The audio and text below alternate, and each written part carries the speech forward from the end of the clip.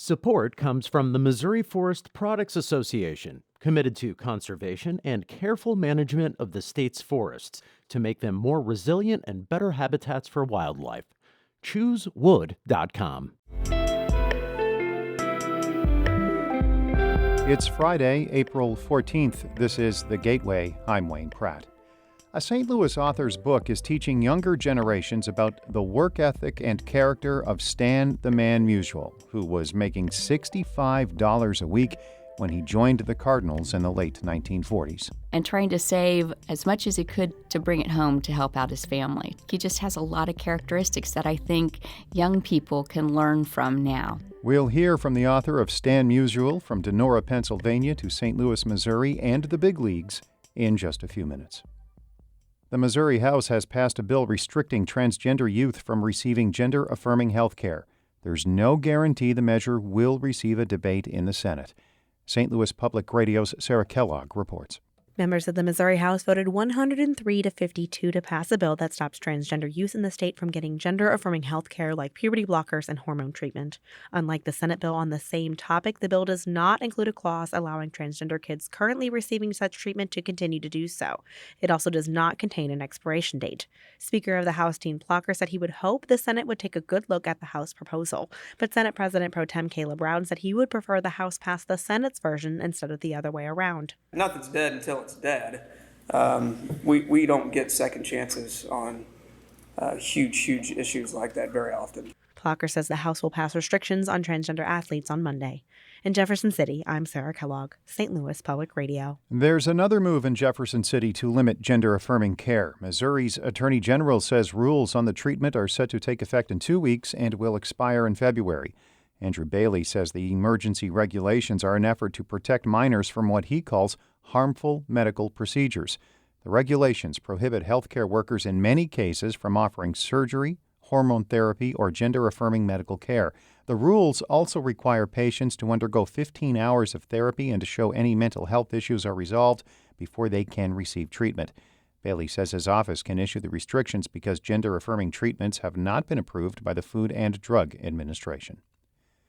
Illinois Democrat Nikki Budzinski is one of 5 congressional delegates from her state serving on the House's Agriculture Committee. She believes Illinois could play a big role in shaping the next farm bill. St. Louis Public Radio's Will Bauer reports. Past every 5 years, the set of legislation can have a major impact on food policy in the country.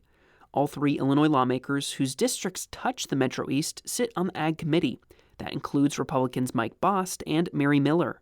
This is a great opportunity for Illinois to have such strong representation on this committee, and I think it really points to the fact that the agriculture, the agrarian economy, is the number one economic driver for the state of Illinois. Budzinski believes low-income food benefits and biofuels will likely play a major role in the next farm bill and could even generate some bipartisan support. The farm bill is set to expire at the end of 2023. I'm Will Bauer, St. Louis Public Radio. Budzinski was a guest on Politically Speaking. The episode is at stlpr.org. Medication abortion remains available in Illinois despite a new federal court decision placing tighter rules on a drug that ends a pregnancy. Dueling federal lawsuits have created widespread confusion over mifepristone. It's typically used in combination with another drug. Dr. Allison Cowett is among several abortion providers in Illinois who say they will keep offering both pills. She says people should not get the idea that medication abortion is impossible without one of the drugs, but that would not be as effective and has more side effects. Providers are making plans to offer more in-person abortion procedures if the courts eventually further restrict mifepristone. Advocates are also preparing to ensure travel and lodging for potentially more out-of-state patients. Muslims in the St. Louis region are using the end of Ramadan to celebrate with people of all faiths through evening meals as they break their daily fasts. Muslims say the celebrations are about community and send a message of charity and love to all. St. Louis Public Radio's Andrea Henderson reports. Akbar Rashidi and about 40 other Muslims joined to pray at sunset inside of the Afghan Chamber of Commerce. They use the time to talk to God right before they partake in the iftar meal. The 31-year-old entrepreneur settled in St. Louis from Afghanistan over 20 years ago. He enjoys breaking his daily fast during Ramadan with new people. To come in here together and sitting with everybody is a big thing for us. If you look around here, you don't just see only Afghans. You see people from everywhere. Rashidi hopes iftars across the region help people from various faith groups learn about each other. I'm Andrea Henderson, St. Louis Public Radio.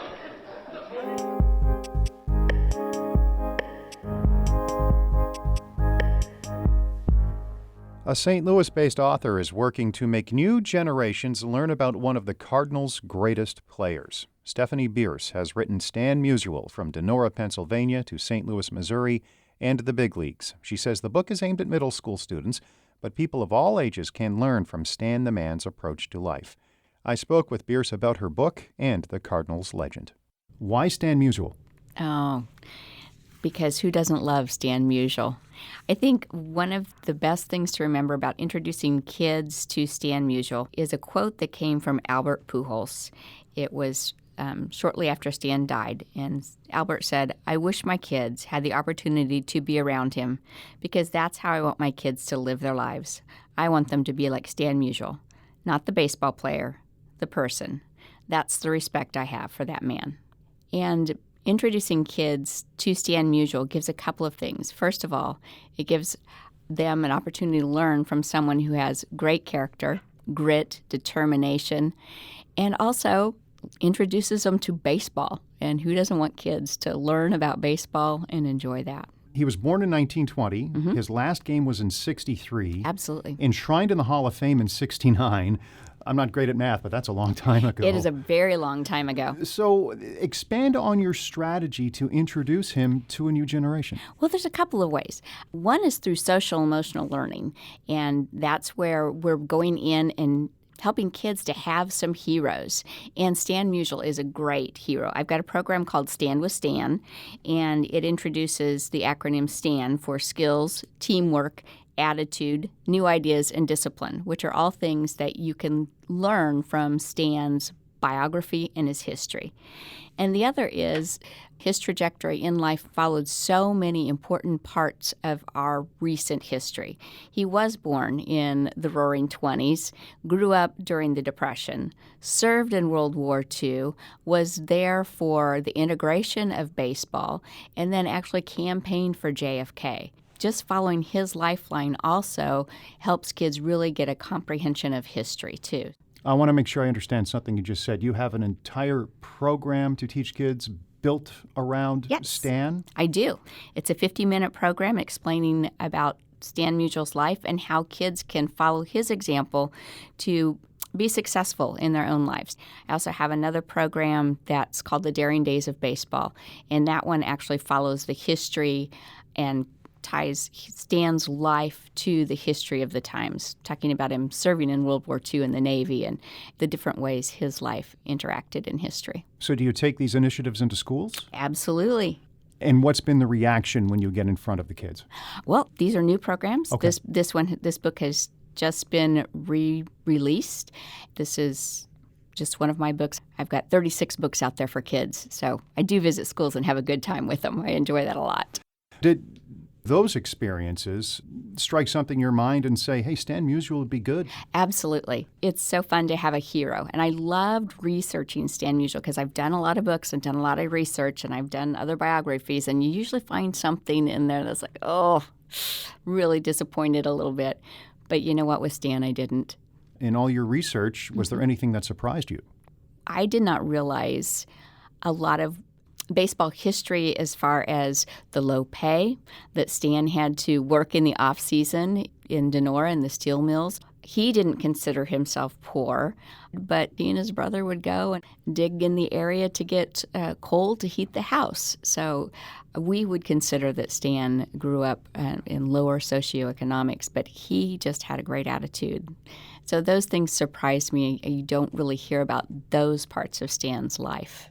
Going from Pennsylvania to St. Louis to Cooperstown. It's just fascinating. It is. And he started playing professional baseball at 16. He was earning $65 a week when he started out and trying to save as much as he could to bring it home to help out his family. He just has a lot of characteristics that I think young people can learn from now. The hard work and the attitude that it was all good. He was excited about the things that he got to do. Thanks for taking time and good luck with the book. Well, thanks for having me and thanks for talking about Stan.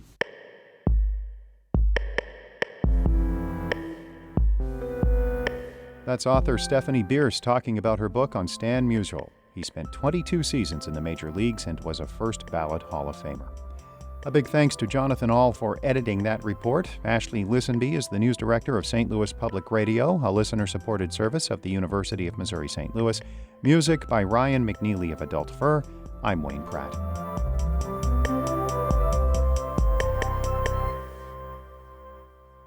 Support comes from the Missouri Forest Products Association, providing more than 41,000 jobs in the production of wood pallets, railroad ties, white oak barrels, hardwood floors, and more.